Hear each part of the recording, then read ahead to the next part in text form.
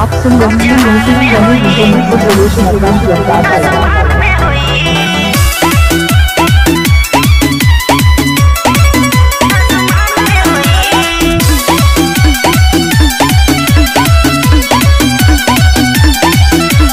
जन्मो जन्म के बवादा हो, कहियो न बदली इरादा हो। जन्मो जन्म के बवादा हो, कहियो न बदली इरादा हो। अब खोट नहीं हमारी मन में होई,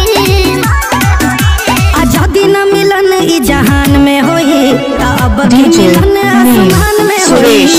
आजादी न मिलन ई जहान में होई, अब भी मिलन आसमान में होई।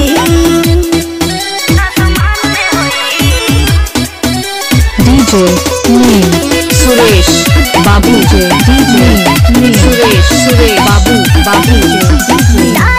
चांद जैसन भइल बा प्यार हो, दुनिया में कइले जियल दुश्वार हो। ई जमाना के कैसन बरीत हो, कहाँ मिलल जे कर साचा बाप्रीत हो। भोले मौत चाहे अगवान बान में होई, जदी न मिलन ई जहान में होई, त अब की मिलन आसमान में होई। जदी न मिलन ई जहान में होई, त अब की मिलन आसमान में होई।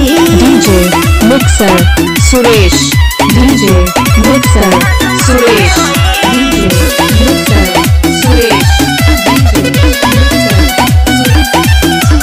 जान होता धरती जाने गगन हो,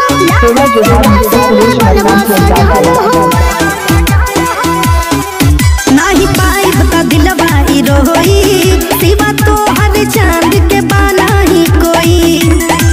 नहीं प्रेम का परख इंसान में होई,